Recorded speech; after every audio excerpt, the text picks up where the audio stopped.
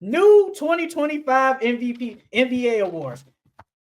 We have got 2 months. We saw 2 months of basketball action. So I said, Charles, let's give us a redo. We probably got some different people we want to put in our MVP, six mans, or most improved. Let's give ourselves a new group for the start of 2025. So I don't know. Let's start with just I'll say like the name. I'll say the award, and then we just go like that instead of you go MVP, six man. Let's go with that way. For my MVP, because I think I had Luca winning this year, and he's not gonna win it this year again. I have Nikola Jokic as my new MVP. Jokic is averaging 30, 13, basically 10 assists, and shoot 56% from the field, and he's shooting 49% from the three-pointer. Jokic has been amazing. He's been the most dominant player all year. I feel like Jokic deserves to be my new MVP for the start of 2025. I mean, I think my MVP I had Anthony Davis.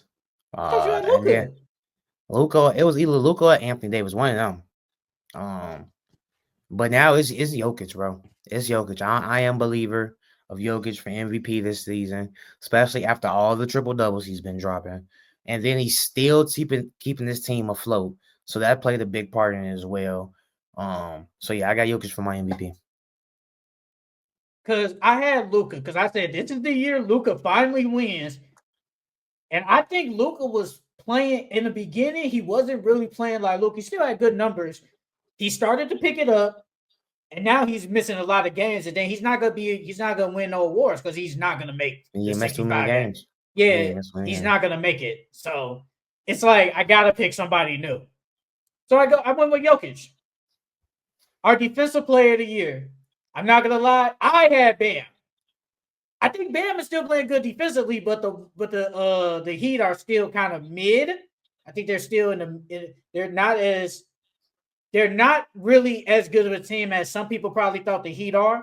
So I have come to Charles' side, and I have picked Victor Wembanyama There you go. as my new defensive player There you of the go. year. Yeah. Wemby averaging 4 blocks, averaging 25, 10, and 4 assists. Yeah. When Wemby's on the court, you can see the defense. You see it all, man.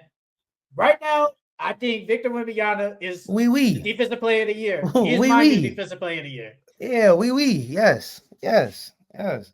Yeah, you You already don't know have to mine's change. the You don't same. have to Yeah, change. mine Yeah. stayed the same. Who you got Wemby is the MVP right now. He's the best two-way player. Sarcasm. I did say last week, is he the best two-way player in the NBA right now? I did ask that question. ain't I a bad did that's ask. not a bad that's not a bad answer. Wemby can do it all. So he's 7'4"? Now you asked what? Who did No, I I was gonna what? say for your most improved. Oh, I still got Jalen Johnson.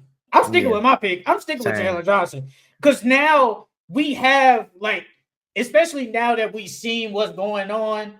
Jalen Johnson's averaging 20, 10, and 5. Like Yeah. we made like our picks before the season started. We predicted what was gonna happen. Now we actually seen this. So I still got Jalen Johnson. Every time I I watch this, can I'd be like, bro, he's really good. who's I have? I think I did I have think you Jalen had Jalen Johnson. Johnson. Yeah, I Yeah, think I you think I had did Jalen have Johnson. Jason. I think you had Jalen Johnson still. For rookie of the year, I think I had Zach Edey. I think I Mm. had Zach Edey, but for now, I still have Zach Edey as my rookie of the year. How I many games has know, he missed so far? He missed a bunch of games. the thing is though, for rookies, that minimum doesn't matter. That's crazy. The That's crazy. minimum you can miss a lot, you can miss whatever. I think you can't miss like a whole bunch, but Yeah, there's no yeah. game minimum requirement for rookies. So, but I feel like when he does play, he brings what you asked him. Like I said, 10 points. He's averaging 11 points, 8 rebounds. Could he average 10? Yeah, but I don't think a lot of bigs be rebounding that much, really that much anyway. He's shooting 60% from the field. Pretty good. And I got him as my rookie of the year. If Jerry McCain wasn't hurt, he'd be my rookie of the year. But Yeah, Jerry McCain, even though he's missing a lot of games, I feel like he's gonna miss so many games. Just like, and plus everybody's healthy, so he won't get as much touches as he was earlier. yeah. If Jerry McCain was still healthy, I think he would win Rookie of the Year. But I still got Castle. Even though he went back towards the bench, they starting Vassell again. And he's not even getting high 20 minutes like he normally was, but I still got him as my Rookie of the Year. I think after All-Star break, they're gonna give him some more minutes, uptick in minutes, so they can keep Chris Paul healthy if they have a chance to push for the playoffs. So I still got Stephon Castle. I mean, if they push for the playoffs, I think they're gonna keep playing Chris Paul a lot more minutes.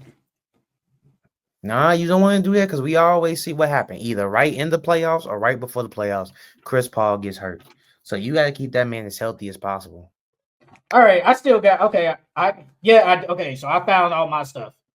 I have Zach Edey, and I did Rookie of have the year. Zach Edey as my Rookie of the Year, and I had Jalen Johnson, I had Bam, and I had Luka. For yours, I probably got to go back in the video and watch, Yeah. but I still got my papers. What about Coach of the Year? I have Kenny Atkinson now, and Yeah. before this, I had when we made it, I had Joe Mazzulla or Taylor Jenkins. I have Kenny Atkinson. Yeah, I got Kenny Atkinson too. I don't remember. 20, I know I didn't have Kenny Atkinson at first, but yeah, he's Coach of the Year now. he was 20. He's 29-4, and he has a top 10 offense, and I think the defense is at number 11. So if you want to say top 10 defense, that's fine. So basically, he got top 10 in both offense and defense. He's been amazing for the Cavs. And then with him, Darius Garland has been playing better this year. I don't know if he unlocked Darius Garland and Donovan Mitchell, or it just like took another year of them being together for it to gel like this. But yeah, their offense definitely looks better than it did last year. And guess who's back? Imani Bates is back. He's been in the G League. Yeah, he's been in the G League playing. So I wonder if they're gonna call him up and give him some ticks sometime this season. Because it's a long season, so you can't play all your players 30+ minutes the entire season. So some of these guys on the bench are gonna have to step up and throughout the rest of these games. So hopefully Imani can get that shot. I don't know. I don't want to say I'm a hater, but Imani Bates just might be that player that stay in the G League unless he goes to a different team. I think he just might be that guy. He might be that guy. He's gotta get I a feel shot. as long as he's like on the Cavs team and then like their kind of G League affiliate, I think he's always just gonna be in the G League. Yeah, if if he was healthy to start the season, I think he would have played a bigger role for this team only because Max Strus was hurt. And then I think Okoro's still hurt, right? Or is he back yet? I know Okoro was hurt during the beginning of the season, but Okoro's not the offensive. Okoro's not the offensive player he is. So he would at least have had a shot to show what he can do. But now since everybody's healthy and he's just now getting back, yeah, I don't see him getting no. Okoro is not back. But hopefully he does. He's not back yet? No. But the thing is, like, okay, we're going off of this right now, how people play right now. In the beginning of the season, I would kind of agree with you. Like, he probably should have played more, but Caris LeVert has been arguably like a 6-man of the year candidate, been playing good off the bench. Ty Jerome has played good for the Cavs. I don't think he's taking some minutes from him. Max Strus, you paid him a lot of money. He's not getting him. Sam Merrill, surprisingly, when he plays, he's just a knockdown shooter, but he hits the three. And George Niang, they gave him some money too. I don't think he's gonna play over those guys, and that's what I said last year. I just think he's just not playing over those guys. But yeah, I have Kenny Atkinson as my Coach of the Year. I have Kenny Atkinson. I think Kenny Atkinson has been amazing for the Cavaliers. I'm just looking up some notes, guys. If y'all want to ask a question, y'all can ask a question. If y'all want to ask a question, ask.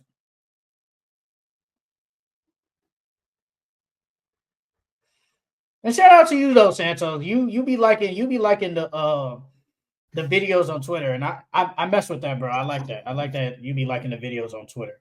My bad, y'all. Maintenance man is in here replacing some.